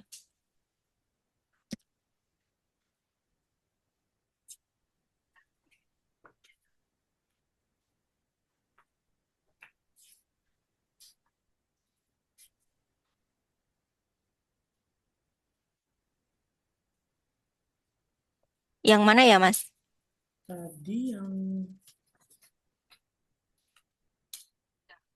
sebentar, saya coba cek dulu.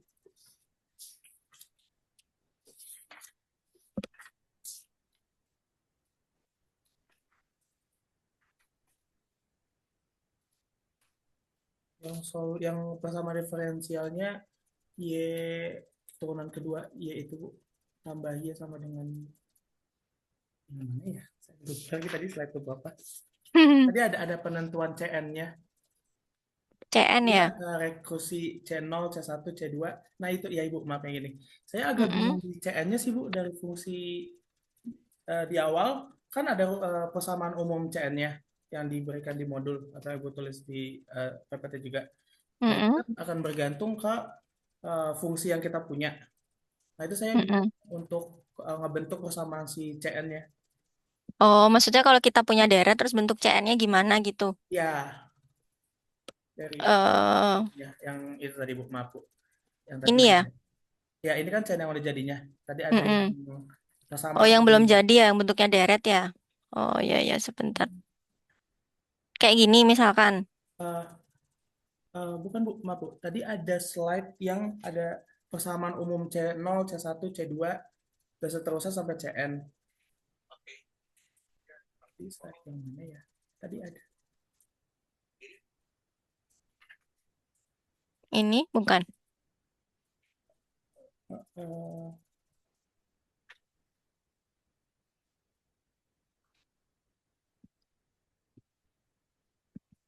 Mana ya? oke, sepertinya masih lagi.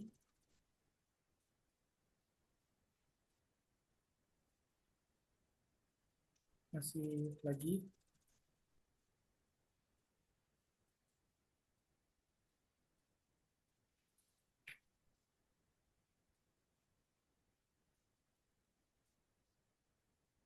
Nah Ibu, maaf Bu, yang ini Bu. Nah ini kan ada persamaan CN-nya. Mm-mm. Saya bingung proses dia sampai ke CN ini seperti apa gitu. Oh, jadi kan di sini kan sebelumnya ini tadi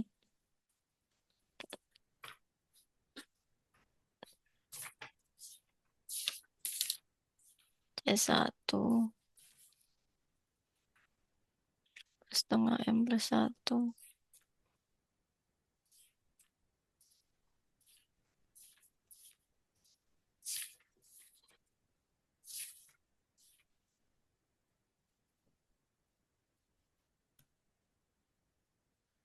Pertama kan dari ini ya, dari bentuk persamaan penunjuknya ini kan ya.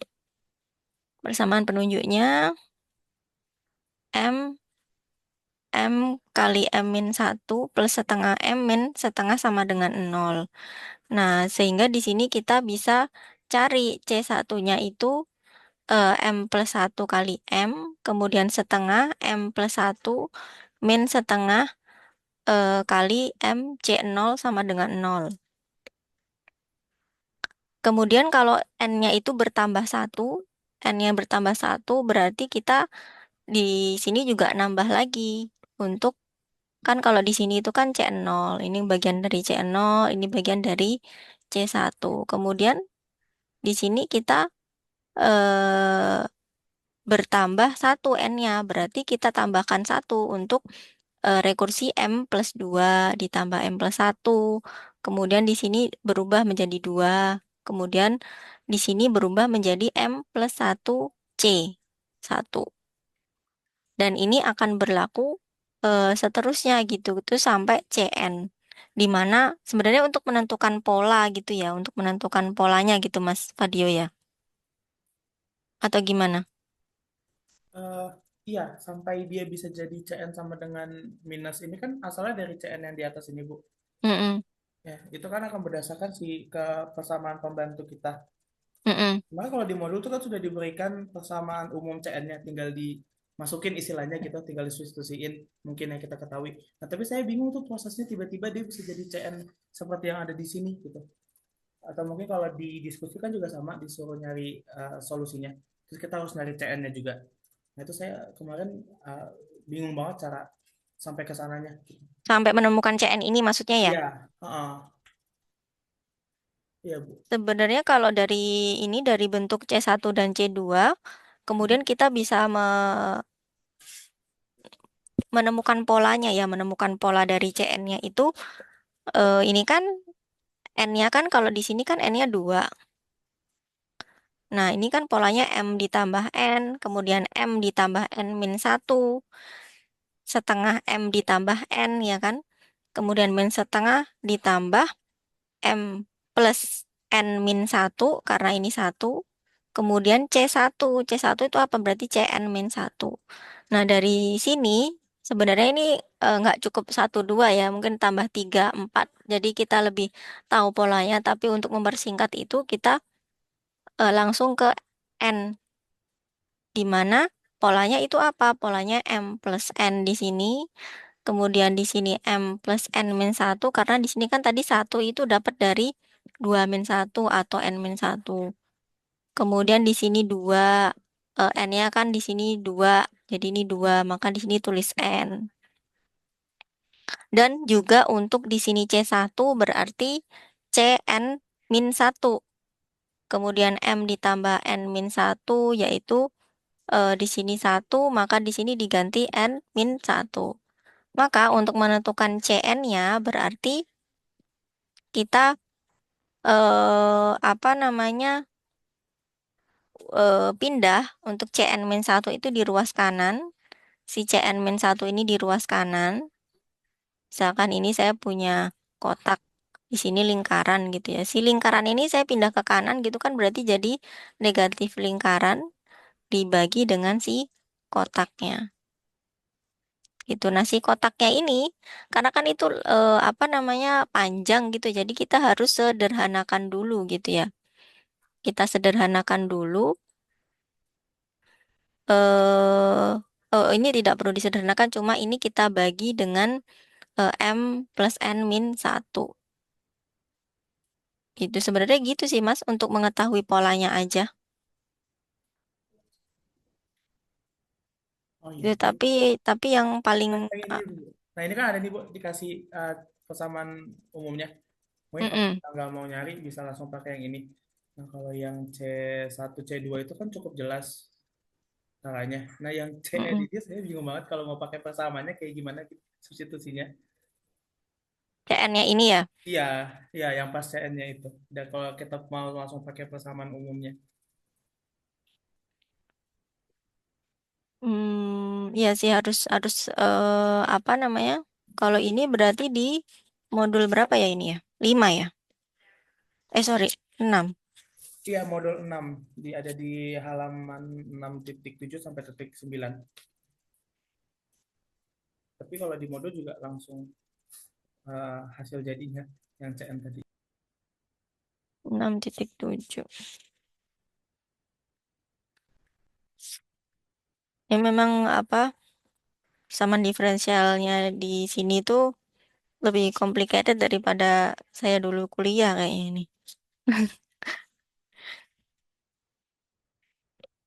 Tapi ya keren sih teman-teman ini bisa belajar.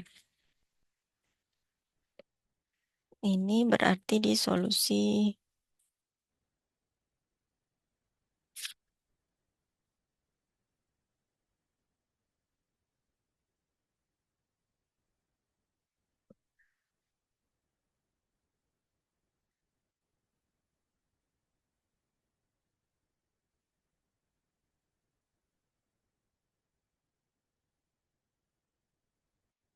Sebenarnya kita boleh saja kan menggunakan persamaan langsung yang diketahui CN-nya kan ya. Cuma gimana cara mendapatkan persamaan umumnya gitu ya? Iya Bu, kalau kita pakai persamaan umum dari persamaan FM yang udah tadi kita punya, kira-kira langkahnya akan seperti apa? Nah kalau yang C1, misalkan C1 ini kan cukup mudah. C1-nya kita Hmm. tahu, C1-nya tahu, C0-nya tinggal di input aja nilainya. Tapi kalau CN ini saya agak membingungkan, saya belum bisa untuk. Ya ini berarti kalau CN tergantung N-nya berapa kan Mas? Iya, Tergantung N-nya berapa. Kalau misalkan dia N-nya 3, berarti ya C3 FM plus 3 gitu, ya kan? Ditambah C0 MP3 plus Q3 tinggal disesuaikan dengan indeksnya saja. kalau kalau konteks saya yang tadi Bu, CN yang tadi bisa mendapatkan hasil yang tadi, apa bisa pakai persamaan yang persamaan tadi? Nah, Yang ini, iya,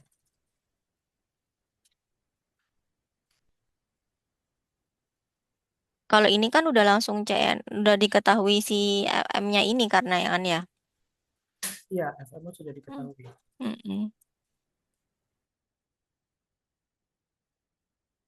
Kalau ini berdasarkan nanti karena mau merumuskan si kasus, mungkin menurut saya kalau yang ini terlalu rumit ya, karena kan ini tadi penjabaran bagaimana menentukan, cuma langsung fokus aja ke kasus A, B, C-nya itu. Jadi kalau kasus A-nya bentuknya seperti apa, kasus B-nya seperti apa gitu. Jadi apa namanya teman-teman bisa latihan per kasusnya aja. Mungkin itu, Mas Fadio ya. Ya, baik Bu. Terima kasih Bu. Oke, sama-sama. Oke, teman-teman, berhubung waktunya sudah habis, terima kasih atas kehadirannya. Jangan lupa untuk mengisi link absen yang ada di kolom chat. Alhamdulillah udah berakhir juga ya teorema kita di kelas persamaan diferensial biasa. Semoga apa yang sudah kita pelajari selama 3 sesi ini bisa bermanfaat dan membantu teman-teman dalam mempelajari persamaan diferensial biasa ini. Semoga dimudahkan untuk ujian akhir semesternya nanti. Dari saya banyak kurangnya mohon dimaafkan ya teman-teman ya. Dan sampai jumpa di kesempatan yang lain. Dan jangan sampai ikut teorema lagi, karena kalau ikut teorema lagi berarti teman-teman belum lulus di persamaan diferensial biasa ini ya. Baik, terima kasih. Selamat siang. Assalamualaikum warahmatullahi wabarakatuh. Waalaikumsalam warahmatullahi Waalaikumsalam wabarakatuh. warahmatullahi wabarakatuh. Terima kasih Bu.